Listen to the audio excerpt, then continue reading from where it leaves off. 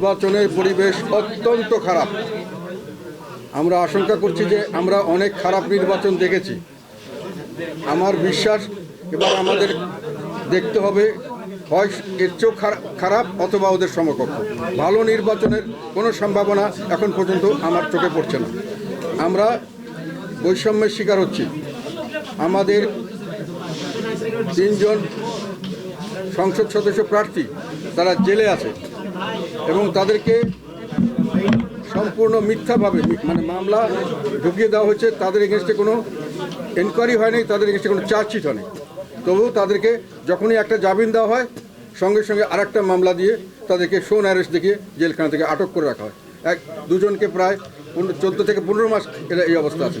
আমরা বলেছিলাম এরা নির্বাচন করবে জেলের ভিতর থেকে, আপনারা এদেরকে রিলিজ করার ব্যবস্থা করেন।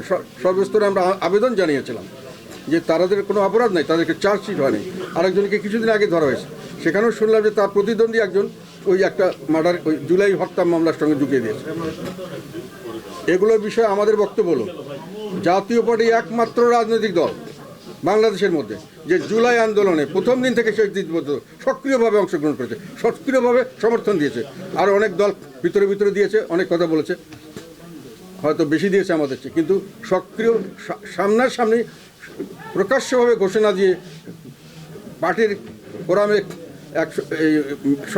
নিয়ে রেজলিউশন নিয়ে আমরা এখানে ঘোষণা দিয়ে এই জুলাই আন্দোলনকে সমর্থন দিয়েছি। সেখানে জুলাই হত্যাকাণ্ডের সঙ্গে জড়িত করে আমাদের ক্যান্ডিডেটকে বন্ধ করে রাখা হয়েছে।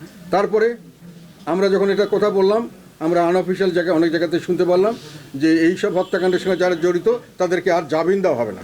এটা সত্য মিথ্যা আমরা জানি না, যেটা শোনা কথা বলছে আর কি। এটা হলে আমি মনে করি সেটা শুধু ন্যায় বিচারের পরিপন্থী না, স্বাধীন বিচার বিভাগের উপরে হস্তক্ষেপ। এটা যদি কেউ করে থাকেন এটা অন্যায়, আমরা এর প্রতিবাদ করি।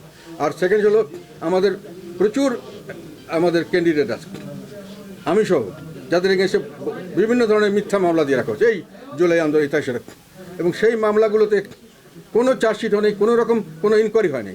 তারপরেও অনেক জায়গায় আমাদের ক্যান্ডিডেটদেরকে ধমক দেওয়া হচ্ছে বিভিন্নভাবে। তাদের প্রতিদ্বন্দ্বী যারা আছেন তারা বিভিন্নভাবে লোক পাঠাচ্ছেন যে আপনারা আসলে আপনাদেরকে অ্যারেস্ট করাবে।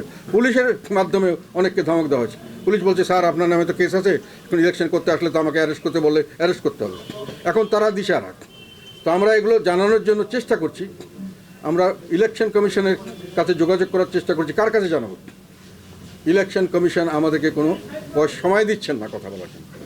ইলেকশন কমিশনের সবার সঙ্গে দিনে 2 বার করে বসতেন, কিন্তু আমরা দীর্ঘদিন থেকে কথা বলার পরও তাদের সঙ্গে আমরা কোনো যোগাযোগ করতে পারিনি, তারা আমাদেরকে কোনো সময় দিচ্ছেন না। তো এইরকম প্রতিকূল অবস্থার মধ্যে আমরা ইলেকশনে প্রতিযোগিতা করছি। তার মধ্যে নমিনেশন আমরা দিয়েছি প্রচুর মানুষকে আমাদের, এবং তারা চেষ্টা করবে লাস্ট পর্যন্ত থাকার জন্য। এখন এখানেও একটা সমস্যা দেখা দিয়েছে যে ইলেকশনের জন্য যে ফর্মটা তৈরি করা হয়েছে, আমি যেহেতু এর আগে 5টা নির্বাচন করেছি, কোনো সময় 2-3টা আসনে একসঙ্গে করেছি, অনেক ফর্ম ফিল আপ করার অভিজ্ঞতা আমাদের আছে। আমার কাছে মনে হচ্ছে এর চেয়ে জটিল ফর্ম আর বাংলাদেশে কোনো সময় ছিল না। এবং এই ফর্মের মাধ্যমে এমন কতগুলো বিষয় জানতে চাওয়া হয়েছে যেগুলো দিতে গেলে প্রচুর মানুষ যারা এগুলোতে নতুন বা অত অভিজ্ঞ নয় তারা ভুল করবেন। আমাদের সন্দেহ, আশঙ্কা যে আমাদেরকে নির্বাচন থেকে বাদ দেওয়ার যে একটা প্রসেস চলছে বেআইনিভাবে, এটাকে আইনসঙ্গত করার জন্য আমাদের প্রচুর ক্যান্ডিডেটকে হয়তো নির্বাচন থেকে অযোগ্য ঘোষণা করা হবে, যাতে করে আমাদের এই যে আমাদের একটা শক্তি যে দাঁড়িয়ে আছে, এটা যদি এটা আমাদের আশঙ্কা, এটা আমরা বলতে না সত্য, সেটা আমি আশঙ্কা জানিয়ে রাখলাম।